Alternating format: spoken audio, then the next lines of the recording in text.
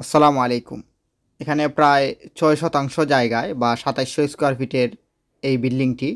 এই বিল্ডিংটি ৪ তলা ফাউন্ডেশন দিয়ে ১ তলা করা হবে এবং এই বিল্ডিংটি হলো ৪ ইউনিটের। তো এই বিল্ডিংয়ের বৈশিষ্ট্য হলো সব ইউনিট কিন্তু একই সমান এবং এখানে ২৭টা কলাম। তো ২৭টা কলাম ৪ তলা ফাউন্ডেশন দিয়ে এখানে এখন আপাতত ১ তলা করা হবে। তো ড্রয়িং সহ এবং বিস্তারিত আপনারা যদি দেখেন বা এরকম একটা বাড়ি করতে কীরকম বাজেট আপনাদের লাগবে, তাহলে আপনারা এই ভিডিওর থেকে একটু আইডিয়া নিতে পারবেন। এই বিল্ডিংটি হইল লম্বায় ৫৪ ফিট এবং পাশে হইল ৫৩ ফিট। তাহলে টোটাল ২৭৫৬ স্কোয়ার ফিট হয়। আর যদি শতাংশে হিসাব করি তাহলে প্রায় ৬%, এই ৩০ পয়েন্ট জমির মতো। তো এখানে প্রথমেই আমরা এই কাজটা কিন্তু ফাইলিং করা হয়েছে। ফাইলিং বলতে গাছ ফাইলিং করা হয়েছে কয়েকটা বেইসে, কারণ হলো দেখা গেছে যে মাটিটা নিচের নরম ছিল। তো অবশ্যই আপনি যখন একটা বাড়ি করবেন, যদি ৩-৪ তলা ফাউন্ডেশন দিয়ে বাড়িটা করতে চান, তাহলে অবশ্যই মাটিটা যদি পরীক্ষা করেন সয়েল টেস্টের মাধ্যমে, তাইলে কিন্তু আপনি নিঃসন্দেহে হয়তো এই বাড়ির কাজটা শুরু করলেন। আর যদি আপনার দেখা যায় যে মাটি ভালো না হয় বা আপনি বিল্ডিং করছেন ঠিক আছে, কিন্তু পাশে যদি কেউ বিল্ডিং করে আর ওইরকম নরম মাটি যদি থাকে, তাহলে কিন্তু আপনি সারা জীবন পস্তাতে হবে। তাই আপনি বিল্ডিংয়ের কাজ শুরু করার আগে অবশ্যই বুঝে শুনে বাড়ির কাজটা করা ভালো। তো এখানে এই বিল্ডিংয়ের মূল ড্রয়িংটা হলো এটা। তো এখানে 4টা ইউনিট, পিছনে 2টা সামনে 2টা, সিঁড়ির পাশে এখানে হলো 53 ফিট এবং 54 ফিট, ২৭৫৬ স্কোয়ার ফিট হয় এবং শতাংশে যদি আমরা হিসাব করি তাহলে ৬%, ৩০ পয়েন্ট জমি। তো এই বিল্ডিং আর একটা বিল্ডিং আমরা করছি প্রায় ২৪০০ স্কোয়ার ফিটের মাঝে, কারণ ওনার জায়গা ছিল কম। কিন্তু আমাদের যে ২৪০০ স্কোয়ার ফিটের একটা বিল্ডিং করা, ওই বিল্ডিং দেখেও কিন্তু উনি এই বিল্ডিংটা চয়েস করছেন। তো ওনার জায়গা যেহেতু বড়, ওনার কথা হলো আমার জায়গা যেহেতু বড়, আমার রুমগুলো একটু বড় হবে।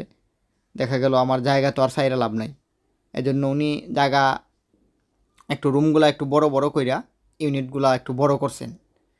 এখানে একটা ইউনিটে হলো 2টা বেডরুম এবং একটা বাথরুম, একটা বারান্দা, একটা কিচেন রুম, একটা ডাইনিং স্পেস। ডাইনিং স্পেসটা অনেক বড় আর রুমগুলো অনেক বড়।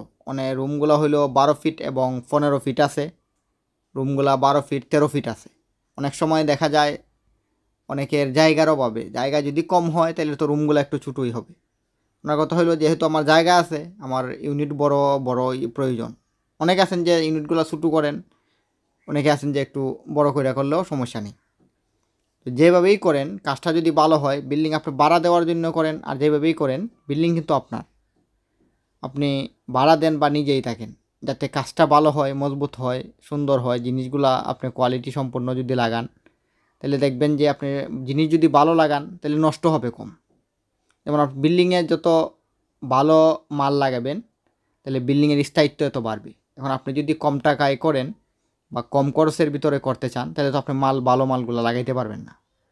তো এখানে হইলো যে একটা বাথরুম, একটা কিচেন রুম, আর এখানে এই বেসিংয়ের জায়গাটা এখানে খুব সুন্দর একটা বেসিং বসানো যাবে। আর প্রত্যেকটা বাথরুমে কিন্তু একটু বড় বড় বাথরুমের, প্রত্যেকটা বাথরুমের ভিতরে 2টা কমেট থাকবে, একটা বাংলা কমেট আর একটা ইংলিশ কমেট, মানে একটা লো কমেট আর একটা হাই কমেট। 2টা কমেট থাকবে প্রত্যেকটা বাথরুমেই। কারণ এই বিল্ডিংটা যিনি করবেন আসলে ওনার কত হইলো, আমি ভাড়া দিয়ে যাই করি, আমার আমার মতো করে আমি করতে চাই, যাতে যেই দেখে যাতে আইসা বলতে পারে না যে রুমগুলা ছোটো বা এই সবগুলা যাতে পারফেক্ট থাকে। আর জায়গা যেহেতু আছে, অনেকের আছেন যে জায়গা স্বল্পতার কারণেও কিন্তু রুমগুলা চাইলেও বড় করা যায় না। এই রুমটা আছে 12 ফিট এবং লম্বায় আছে 15 ফিট।